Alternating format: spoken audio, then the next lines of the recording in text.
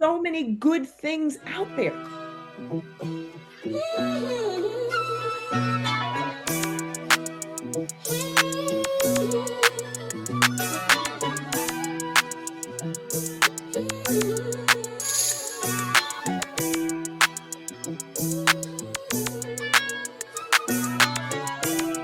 You've got things to say, and I want to make sure we say them. Absolutely. That's great. Okay. So, Denise, thank you so much for joining me today. I'm thrilled to have a conversation about your experiences with aphasia. Can you just get us started? Introduce yourself, a little bit about your story with aphasia. Absolutely. So I'm Denise Mendez, and I am a person with aphasia, but aphasia is not all of me. I am so much more than aphasia. Um, I am an educator. I always knew even from age 3 or so that I would be a teacher. That's just like I'm all about get information and share it to other people. So even my career, I started teaching, and then I needed another challenge. So I went into administration. May of 2017, I took off a couple days so I could go to a conference for our Bible school. I was the dean of our religious training institute, the Mount Airy Religious Training Institute. Um, so that weekend had a very terrible headache, like just terrible, but I have to keep moving because so I go to North Carolina for this conference. I can't talk correctly. Even in the airport, when our plane was held slow, what is that? Detoured? No, not detoured. Delayed. Delayed. It was delayed. So I couldn't even read the things because it, aphasia was coming and I didn't even know about it. I thought this was just tired and really bad headache. So take some more Tylenol. Take some Okay. more. If it's going to get a little worse, I'm going to have to take my prescription migraine medicine. Like I just didn't know enough about stroke. I didn't know enough about it. If I knew, then weeks, months before, I would have had somebody like even at work, I'm having a headache and I would pick up the phone and I would say something weird and somebody would laugh and they'd say, Denise, oh my gosh, you must be really tired. Or one of the secretaries would come around and she'd say, what are you talking about? What? And I So and I this was happening it had been happening for a it while. happened at Periods. least I know at least 3 times that probably in that month earlier Okay. of this day. This was the end of May, but like maybe in the beginnings of month, at least 3 times because I know there were coworkers who had mentioned it. But so the conference, I mean, not, yeah, the conference that I was going was in North Carolina. We get there, and the people right away, the woman was, what's your name? I couldn't say it, so I just gave her my ID. And she's looking at me like, hmm. And then she says, when's your birthday? I couldn't say February. I'm saying two, two. I could just give her 2 fingers. And I'm saying like two, two. And they quickly put me in a wheelchair, took me around here to the ER. They did one of my friends who was with me, she was my administrative assistant for the Bible school. She's with me and she's talking to my friend, telling her what's happening. But I can see on the screen there behind me, and I'm like, "What's that?" And she says, "Oh, that's the scan of that's showing us your brain." And I said, "Well, duh, I know that's a brain." But I'm like, what's that white area?" And she says, "Well, that's where your brain is bleeding." I'm thinking, "Oh, Wow. like your brain's not supposed to bleed." So I say to her, your brain's not supposed to bleed. And she goes, exactly. That's the problem. They put me in a ambulance, never been in an ambulance before. It was exciting. Take me over to Raleigh, like 20 minutes away. I was there for about a week. And they said, we're going to start with medication this is what I found later on. I didn't know at that time. Because at that time, I'm just saying, okay, whatever, whatever you tell me, it's okay.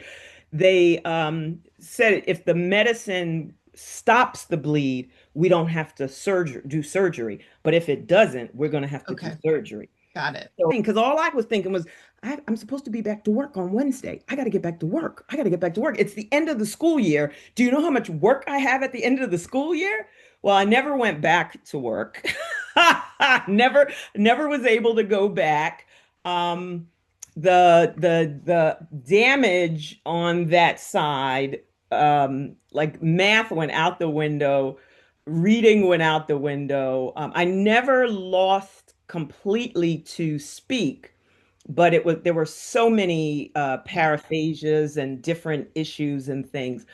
But what was really put in my mind is that you got to get some information because you don't really know even what's happening in here. But going to the neurologist now that I'm back home, I'm having an eval with him, and I said to him, I can't read. Like, I I look at these words, and it could be Russian. I don't. And he says, well, yeah, that's what happens when you have a stroke. And I said, oh, no, no, no, no. I didn't have a stroke. Because in my mind, all I know about stroke is old people. You Hmm. know, I'm 50, I was either 52 or 53 at that time. And I'm like, no, no, no, no. I didn't have a stroke. I said, I had a hemorrhage in my brain. He said, what do you think a stroke is? And I was like, what? Huh? Wow. I didn't know. Mhm. So I had at the house speech therapy, occupational therapy, and physical therapy. Physical therapy was mostly for my balance to make sure I didn't Yeah. fall. Beside the three therapies that I had in the house, um, they also suggested like mental therapy, like, Yeah. a counselor, Yeah. because they said a lot of people after stroke, because everything is changing, you're not going back to work, you are not doing the things that you used to do, and everything, because that was my job and everything was about the intellect. I can't express my intellect. I still have my intellect, but I couldn't express it. So they say a lot of times people have depression. So can I recap? Oh, You, sure, sure. I mean, this is it's a huge adjustment for anybody. But thinking about what you were doing before your stroke, you were Hmm. busy, you were productive, you were, in addition to doing your work, you were mentoring, you were advising, you had places to be and people to, lead. There was a lot going on. And then here Yeah. comes a stroke, whatever that is, Hmm. and it kind of takes everything away. Like, it was May. You needed to get back to school. You needed to Exactly. get finished with the year. Yep. Nope, you're not going to do that. So I guess what I'm really curious about the transition when it started to sink in. I am not going back to work. This is for real. I'd love to hear about that realization and then your thinking that's led you to where you are now. Was actually looking toward early retirement. I was just waiting to get old enough to retire early. So when it became that I wasn't coming back to work ever, it was kind of in one sign, it was relief because, like, good. I wanted to retire anyway, but I didn't like the way that I was leaving. Yeah, And sure. if I don't have the skills, the ability, to do the job that I was doing, the job that I was going to do as a retired lady, as a consultant for our Yeah, uh, not construction, what is it called? Textbook company. I was working with them as a what do you call it? Like freelance something. where I would do training for other school districts for the thing. But if I can't do that either, what are you going to do? And I maybe even your identity was really part of like Denise is an educator, she is an academic, she is a and here you are like, wait, I can't do those things now. Yeah, I yeah. And can't do it's that. it's funny you say that because I don't really like I can't take in the piece that says the identity is just what I do. But Mhm. because the identity is, to me, it's that core of who I am. So whether it was stroke, whether it was divorce, whether it was a very bad car accident, and maybe now I can't walk, whatever these things are, I'm still me, but I got to work through the navigation of how do I deal with the changes? Because Yeah, every life has changes in it, right? true, So true. the question was to me, okay, so what are you going to do? And I'm a very, I've all like faith is so important to me, so Mhm. very much important to me. And I remember I'm home and I was just praying and I was like, you know what, God, it doesn't really even bother to me. Like, I'm not worried about this speech messing me up a little bit. The reading was a little bit of a problem because I was such a reader, Yeah. that's how I get information. Even now, reading is not wonderful. But I just said, my prayer was, Lord, I just need to be productive. I just need to be productive. I have whatever the way it is that you want me to be productive. But it's these changes, these challenges. And I've always been this kind of person where like if you tell me I can't do something, now I have to show you that, oh, yes, I can. So, oh, after a stroke, you can't, yeah, watch me. Watch me. Here I come. Uh-huh. Here I come. I That's like a will do these that's things. like a Yeah. superpower in facing this kind of challenge. Yeah. Like you've got an extra little bit of energy that's like, I'm going to prove you wrong. Yep. Yep. And what a blessing that is. Absolutely. Absolutely. Because I never like I just like to me that's just part of me.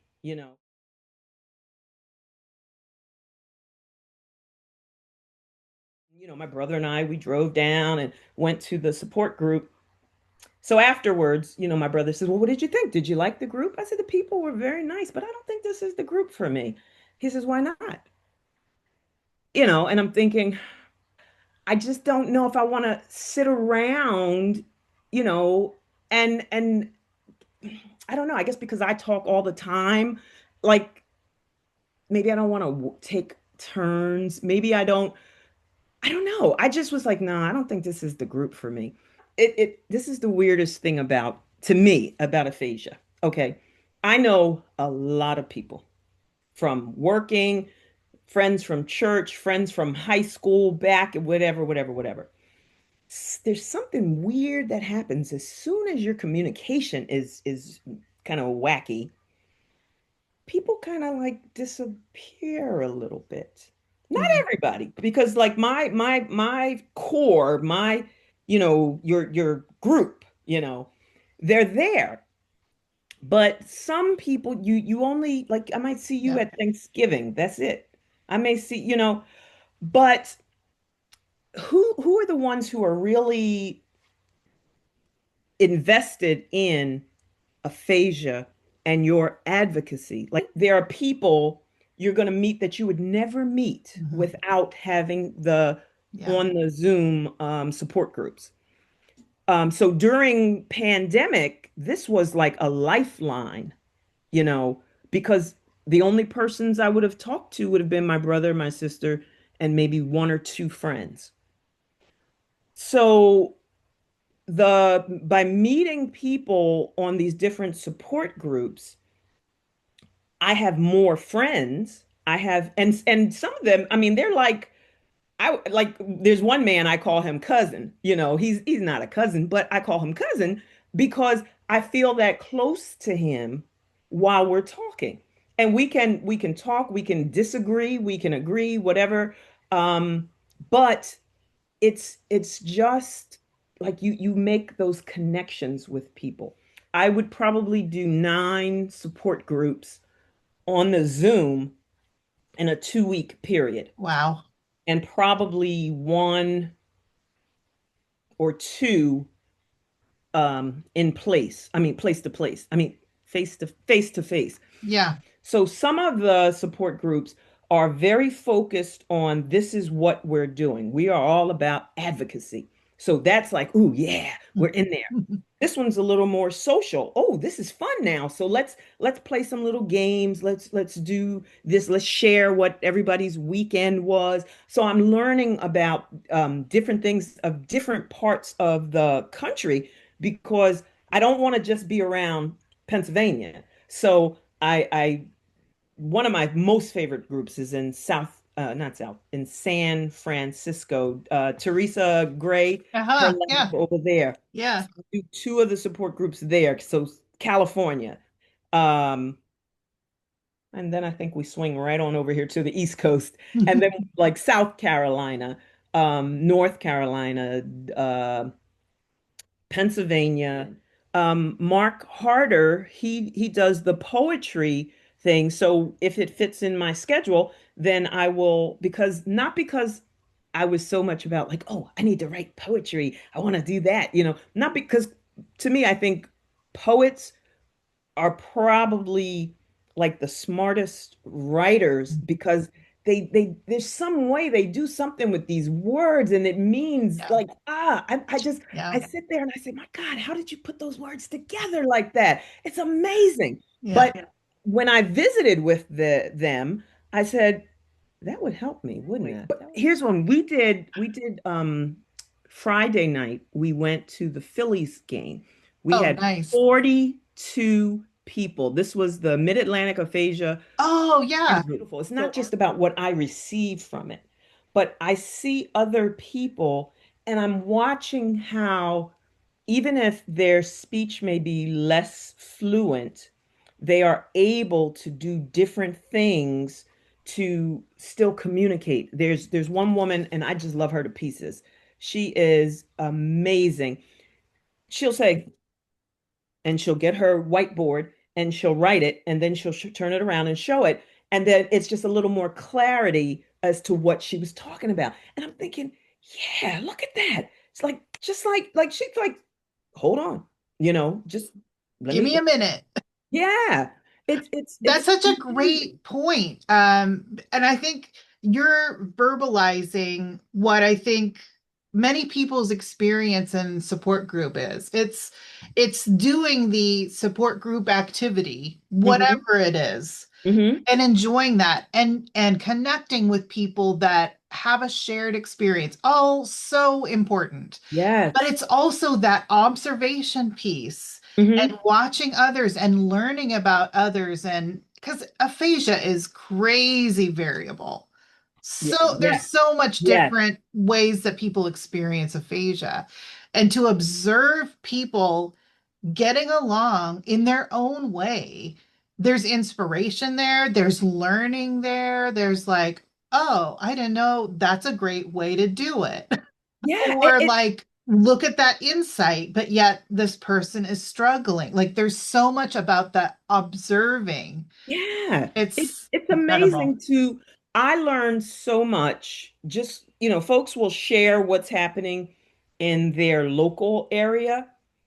And, sometimes they'll have it on a slide and they'll put it up and say, this is, but I get so many ideas of like, wow, we could probably do that in our area. Yeah, we could do that. Hey, what about that? What It's about that? great. It really, I wish every single person who ever had to have any communication disorder and deal with that could say, you know what? Let me hook up with this support group over here because it's such a benefit to you. Huge Some people benefit. get afraid of these things, oh, I don't want to be around those people. I don't want them to hear how I speak because they're going to think, I'm not smart, or they're going to laugh, or no, nobody's going to laugh unless you're telling a joke. It's Right. just it's a relaxing conversational time but I learned so much. I learned That's so great. much. There's so much about resiliency, so much about there's another way to do it. Let's try it this way. Let's try it that way. I just I wish I could like all the fabulous things that everybody's doing, if we could put it in a can and say, this is how you make a wonderful support group. Because Yeah. Yeah. you'd be doing that every hour, every year. I mean, every day. Yeah. There's so many good things out there.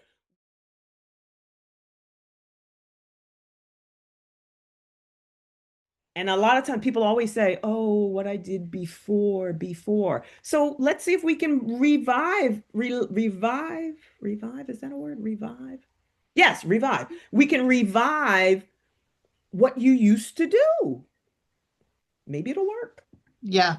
Revive what you used to do, or I've talked to, and I know you have too, so many people have uncovered passions, Mhm. interests, hobbies that they never knew. Like, I didn't know that I would love knitting. I didn't know Mhm. that I could paint and enjoy it like Yeah, this. yeah, I didn't know that I would like to do card game. Like, what people uncover, either find again or uncover yeah. in It's this new chapter. yeah, the brain is it's amazing to me. Like because the job of the brain is to learn. It's Mhm. so I can't do it from this side because I got a little damage over here. So the brain says, well, I'll just move on over here. Let me grow to this area. That's And now right. I listen, my mother used to crochet. She get like everybody, like big time blankets, Afghans, ponchos, this, that, the other. I could never crochet. I just could not, my hands couldn't do that. Like, give me the nail and the hammer. I'll build something. Yeah. Whatever. Fine motor was not me. But after the stroke, they said, try some fine motor things because it'll strengthen that arm and that hand. It's more authentic than you squeezing the little goofball thing all day. So I said, well, let me try to crochet again. And all of a sudden, it's like, wait, I understand this now. I Wow. like it's almost like the brain now understands because it's a different motion, it's different understanding of it. Painting. Oh no, I'm not an artist. That's not my thing. I have a couple pictures that I've done, like I mean, big canvas. One in my bedroom, one in the room back here. Like I surprised myself.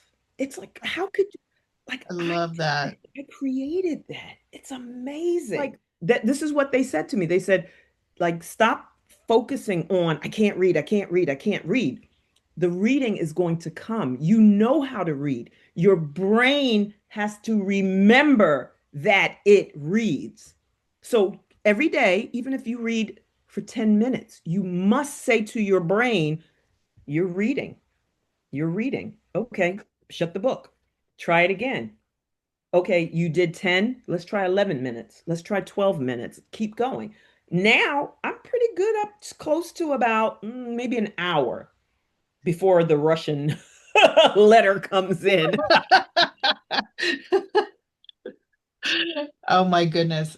So you're giving us some great like tips and advice. Connecting with others. Hmm. Support groups are incredible. Um, Challenge yourself, but you don't focus too much on it. Right. Like, Yes. yes, reading is hard. There's many other things that you can be focused on. It'll Hmm. come. Yep. Like work on it, but also focus on like here's the things I can do and I enjoy. Yeah. Exactly. I mean, the first, I'd say 2 years, I focused on my gardening and dealing with my pets. That's all that was the Yep. main thing I could put my time on. Yes, every day I would read um, maybe 15 minutes until the curtain went down, or I would do some of the worksheets that the therapist would give me. It's like consistency, a little bit with grace. You got to give Right. yourself grace. Oh, I used to yeah. beat myself up all the time. Like, oh, I should be able to do that better. What's wrong? I really did feel that I'm damaged and I don't know what I used to know. So if I'm not smart, who am I? Oh my goodness. You Yeah. know what I mean? Yep. And I would never have shared that. Like I never told this to my brother, my sisters. This was when this was happening. This was like in the first maybe 3 years of recovery. So for me, it was like, nope, I got to keep moving because I got to do better. I got to do better. When he spoke about neuroplasticity, it was like, oh, I get it. I get it.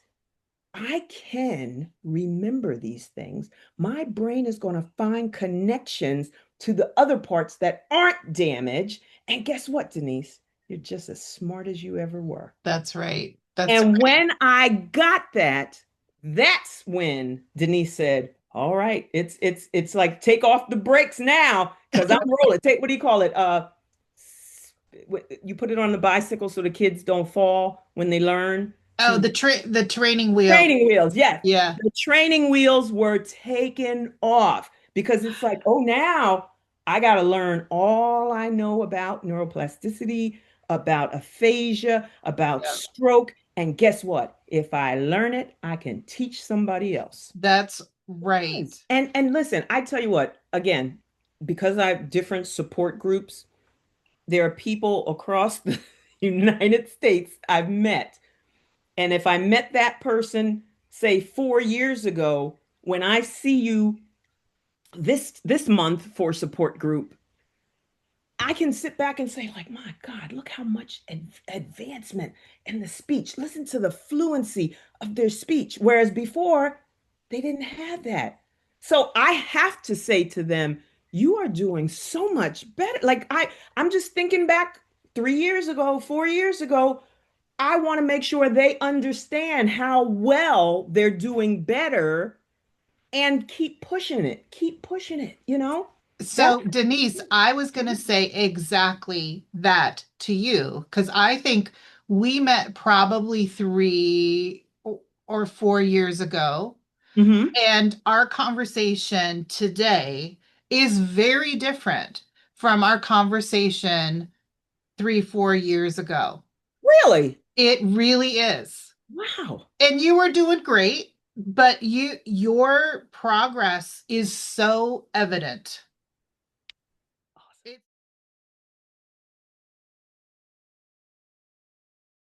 sure. I would love to know about what you've got going on right now. I know you've got a blog, you have a website, but tell me more. What is Denise up to these days? Well, I have finally incorporated my own nonprofit. This is More Than Aphasia Incorporated. So if you go to the website, it's morethanaphasia.org. The goal of this is because like I mean, I'm part of different groups. I don't want us to redo the same thing. So one of the goals of my group, we are we want to not earn, donate. Well, we want other people to donate, but we want to give, monies to buy Chromebooks or tablets, but also the Wi-Fi, uh, Hub whatever you call hotspots or something. hotspot. So, and then we want to teach people how to use it. And then we give you these things so you can now participate. Oh, So I love that's this. yeah. So that's one of the things What a we're huge need that you are meeting. That is yes. tremendous. The other thing is more socialization things like trips. We tried one out. It wasn't all completely aphasia. There were two of us with aphasia who were on the trip, but my sister and I have friends. We look at different like we'll jump on a cruise, we'll jump on a plane, but we often can't do it by ourselves. But some of them will be day trips, just going like downtown to the museums, to whatever's in like the Philadelphia area or Montgomery County, Bucks County, those types of things. But eventually, I would like to have dun, dun, dun, a conference, but I don't really want to do a whole conference. And like, I don't want it all to be about aphasia. I want it to be, I'm on vacation, but I've got all these accessible ways for you to be able to enjoy your cruise. But now we're going to have some time here for socialization together. We're going to have some learning, some teaching here. So A these are some of, combination of yes, like aphasia, absolutely. aphasia Absolutely. group stuff, and like let's just have fun. Yes, yes. Yeah. So my board is we're working on these things. So the girl with the technology thing, she's helping me with this. The Yeah. woman over here, she's dealing with the financial things. My sister over here, she's like very organizational. She's got on like she can find information about anything. She's doing this. This person's bringing this. So when we bring it together, we could put all of these projects eventually out and do them all. But It's that great. those are like the major things that really Fantastic. bring- yeah. Fantastic. I just it's all about the connection because First of all, thank you. This has been incredible. Thank you so thank much. you. This is I awesome. so appreciate it. Yeah. Uh,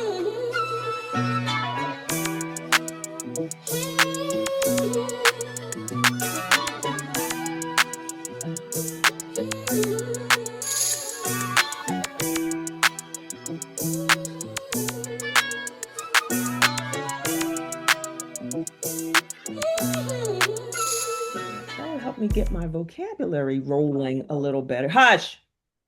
That would make me get my because I was laughing with the students and I said listen, I will take any opportunity. You give me a microphone, oh I have something to say.